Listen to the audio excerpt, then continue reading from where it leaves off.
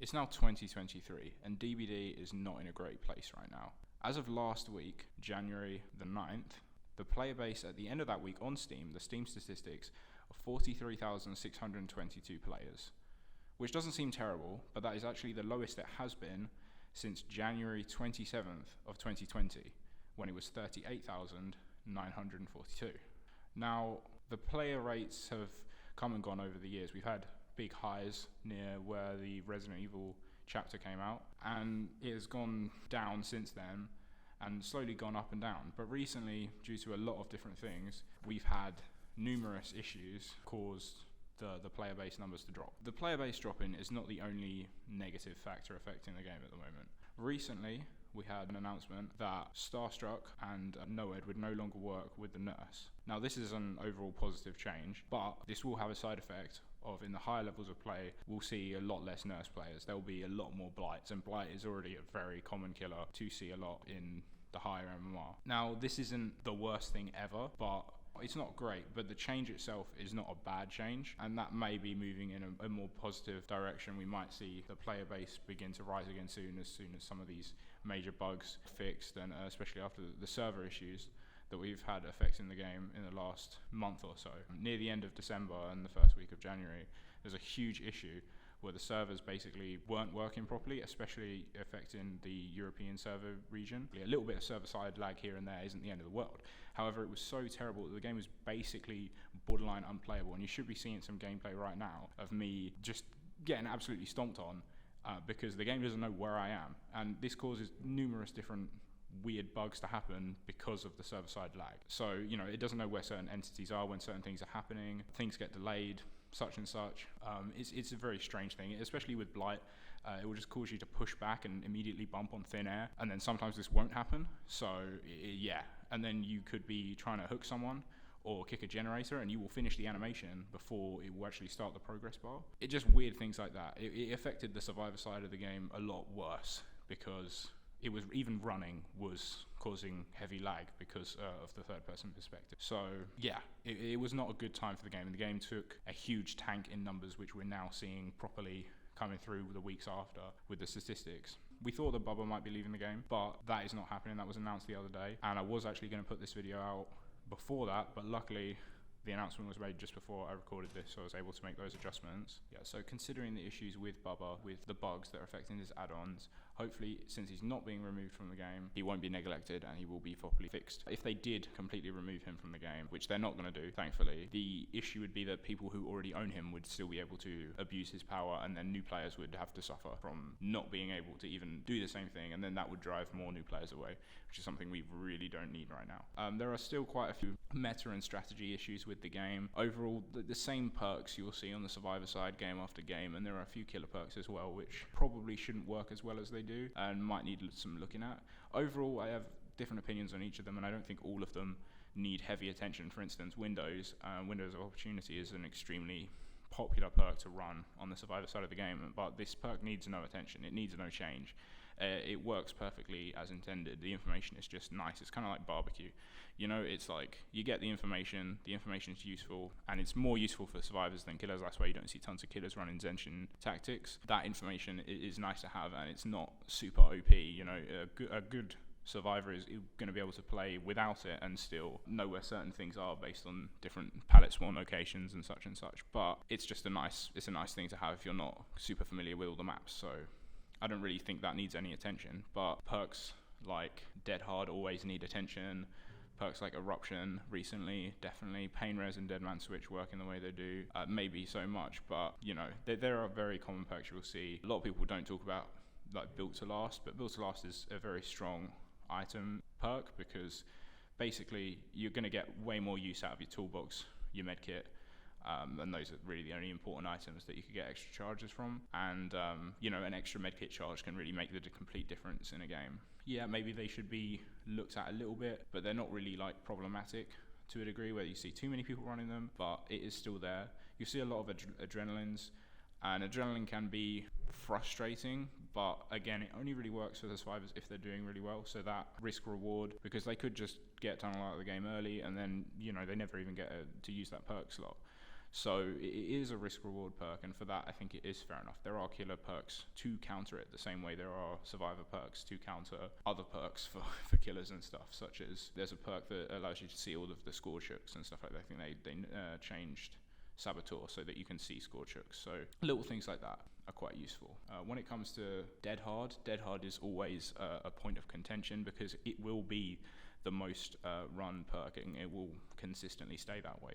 After the recent nerf, however, it's almost become stronger.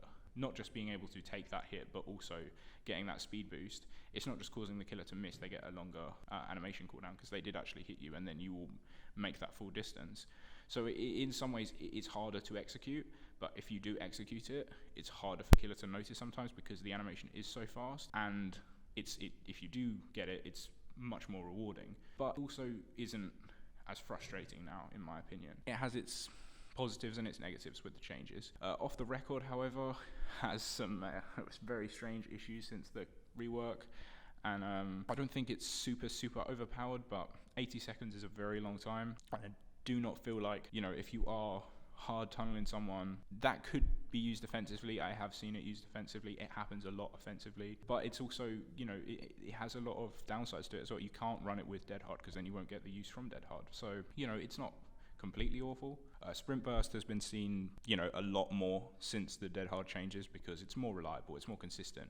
Unbreakable hasn't really changed since the whole meta shake-up that took place, because it's still, useful if you get into a slugging situation. Circle of Healing definitely needs, some attention. It definitely shouldn't work with medkits and, other healing speed items, because just healing at that speed so quickly is just a bit absurd.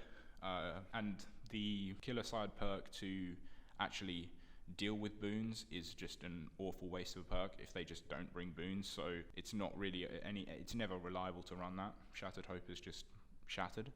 For the killer side though, no ed is still very common, and that I think that won't change, just because newer players are going to run it, and people trying to play it as tight as possible on the killer side, as sweaty as possible, they are going to want to bring no ed just for that last second chance that sometimes can take place.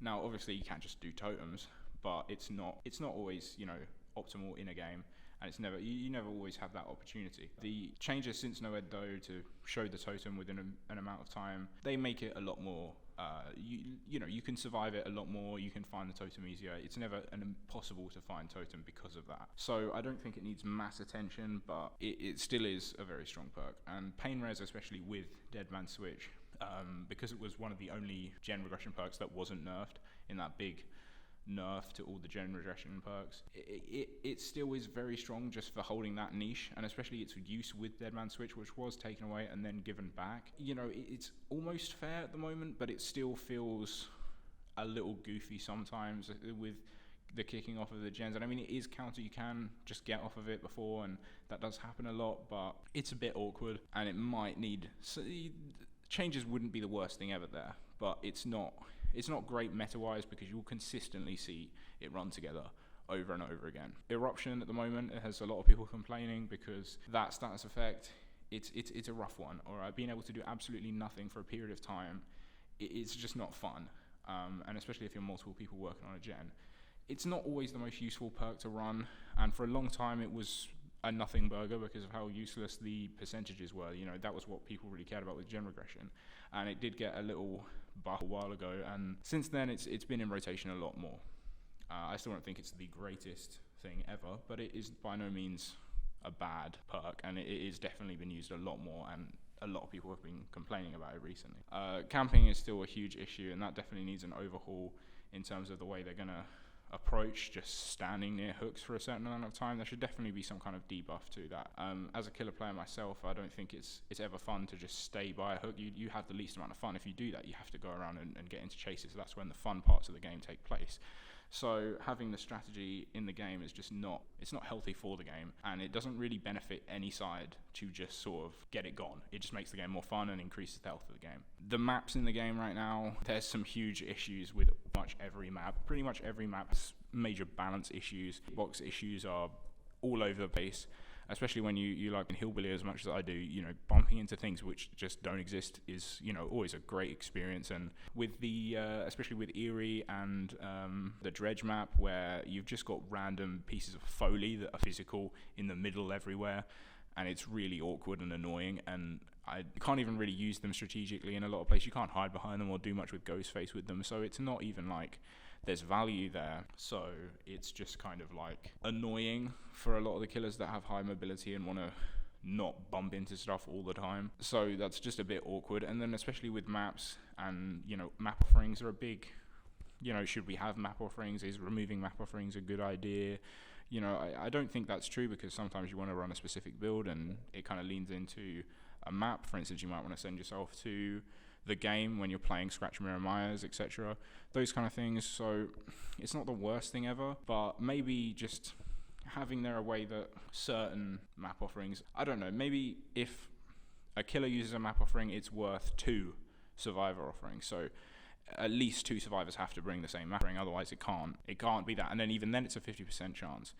I think if 3 bring it, then then it's fair enough. And I know that they have it at the moment. There is, if it's 4, it's basically guaranteed. And it overrides the ward. So I still think that it needs some changes, because that there are issues with that. In terms of the palette and totem placement on some of the maps, some of the totems are awful, just in the middle of nowhere. Some of them are basically impossible to find, and especially with the new map, the palette placement is extremely sparse, because there was too many, and then they cut it basically in half, fixed it.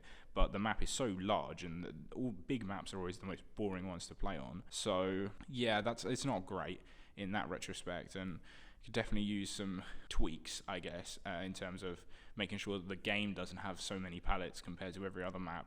Even though it's a very small map, it still has an absurdly large amount of palettes in a small density, which is the issue. Not so much that there are tons of palettes, but how close they are together, because there are other maps, as I just said, with the square, where it's, there's a fair amount of palettes, but they're super spread out, so the use of them is just, it's just not very valuable, and that needs some attention. In terms of the blood web changes, those were pretty positive overall.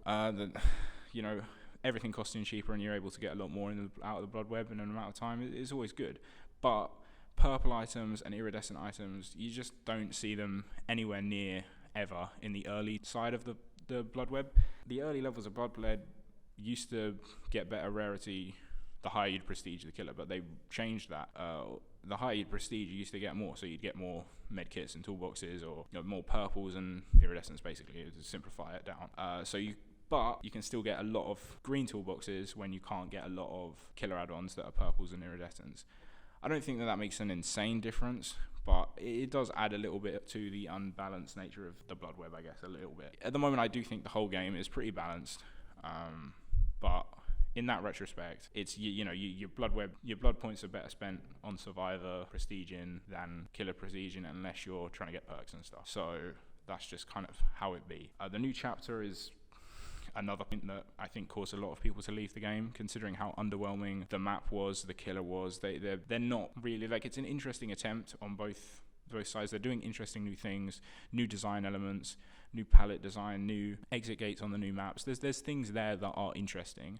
However, the issues with how many bugs are in the game when it came out, how janky the night feels, there's just there's so many quality of life changes that need to be made to the night before, he's going to be up to snuff, really. So it's not great, and it's just a very underwhelming killer, it's not massively fun to play against, and it's not massively fun to play as. Maybe some changes needed there, because in some ways he can be quite strong. Unlike any other killer, he can just tell you can't loop this loop, but then when you just walk away, you're pretty much fine. And that just holding forward is just how you win against Knight, and that's just never really fun, because you never get to loop, which is where the fun of the game takes place, in those mind games. There still are a lot of consistent positives with the game, and there will continue to be the same ones. I think the monetization system in the game is one of the best, and it should be the industry standard, especially when you got games like Overwatch 2, which just hand fist everything with, you buy the battle pass, but then you don't get coins for that battle pass. Those kind of things, where on Dead by Daylight you will get your battle pass back once you finish it. For the next chapter, the way that the cosmetics are integrated is not intrusive. It all works quite well. The pricing is quite fair.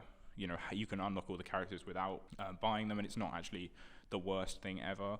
And buying a chapter is, again, not the worst thing ever. So it's all, I think that part of the game is all very positive in terms of the monetization system. And the events and the frequency of events, there might not be the fanciest things taking place in every event, but it's nice to have a little bit here and there that just keeps the game interesting. And the updates and stuff in the mid-chapters, that always keeps the game fresh, and the changes. So it's likely that Dead by Daylight will come back, and more players you'll rebound from this, but it's just not in a great place right now with everything taking place and the players that have departed already. I imagine a lot of those will return, but you never really know. When someone has a really bad experience, it can turn them off a game forever. I hope that's not the case, and Dead by Daylight can have a great next chapter and so on and so forth, but right now it's struggling. The gameplay is still very much there. I mean, nothing plays like Dead by Daylight.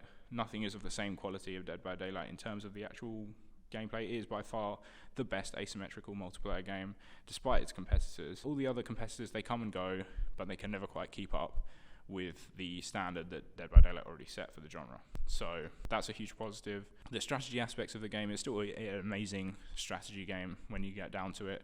You've got tons of different options to do and counter, and tons of different strategies to try. And despite the meta issues with the same strategies being run over and over, there are still unique strategies that you can always just decide. You just see a few add-ons that you want to run together, and then you can find a few perks that run together. I mean, recently I got some use out of the Pig House gloves for Hillbilly, which are like the most useless add-ons in the entire game. But if you run them with the perks that they basically replace and just keep overheating the chainsaw, it can be pretty fun. So there's still little things to find here and there. And the choice of killers and perks, it creates an insane amount of possibilities for perk combos and strategy ideas. So overall, Dead by Daylight might not be in the best place right now, but I think it's definitely capable of going back from this. And it's just interesting to see what could be done, what might be done next in terms of rebounding. Yeah, that'll be all.